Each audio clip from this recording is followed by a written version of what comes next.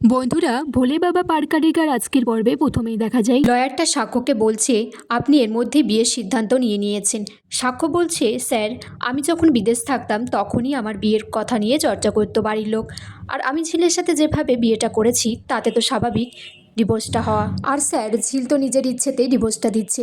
তাই আমি বাড়ির সকলকে বলে দিয়েছি তোমরা যার সাথে বলবে আমি বিয়ে করে নেব, আমার কোনো আপত্তি নেই। তখন লয়ারটা বলছে এখানে আর আমার তাহলে কিছু বলার নেই। লয়ারটা ঝিলকে বলছে আপনি কোনো ডিমান্ড করলেন না, কোনো খোরপোশ নেবেন না। ঝিল বলছে কেন? আমি গরিব বললে?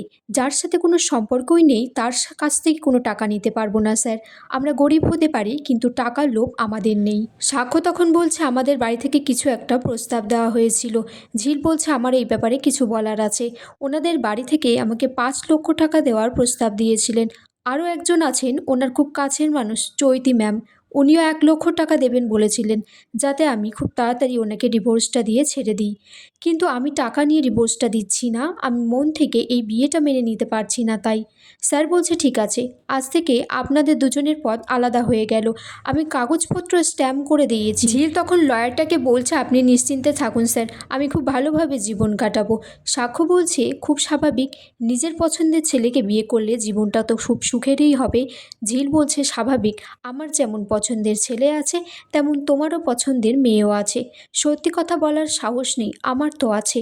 সাক্ষ্য বলছে আমার কিছু বলার নেই। লয়ারটা তখন বলছে আমার মনে হয় আপনাদের অভিমান হয়েছে, যদি অভিমানটা ভাঙিয়ে নিতে পারেন তাহলে হয়তো ডিভোর্সটা আজ হতো না।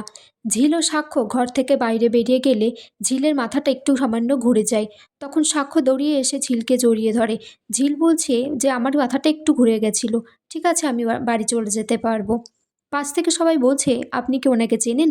সাক্ষ্য বলছে হ্যাঁ, উনি আমার স্ত্রী। ঝিল বলছে মিথ্যে কেন বললে? সাক্ষ্য বলছে কি মিথ্যে বললাম? আসলে সরি, আমি তো ভুলেই গেছিলাম আমাদের ডিভোর্সটা একটু আগেই হয়ে গেছে। সাক্ষ্য বলছে চলো গাড়িতে ওঠো, আমি মানছি আমাদের সম্পর্ক ছিল, তুমি অসুস্থ, আমি তোমাকে রাস্তায় ছেড়ে দিতে পারবো না একা, আমি এতটা অমানুষ নয়। ঝিল বলছে তুমি আমার উপর দয়া করছো। সাক্ষ্য বলছে আমি দয়া করছি না, বরং তুমি আমার উপর দয়া করে গাড়িতে ওঠো।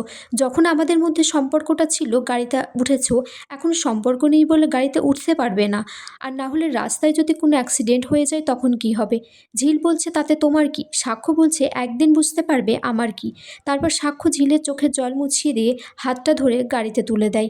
এদিকে চৈতি এসেছে সাক্ষ্যর বাড়িতে। সাক্ষ্যর মা বলছে আমিও তোমার কথাই ভাবছিলাম।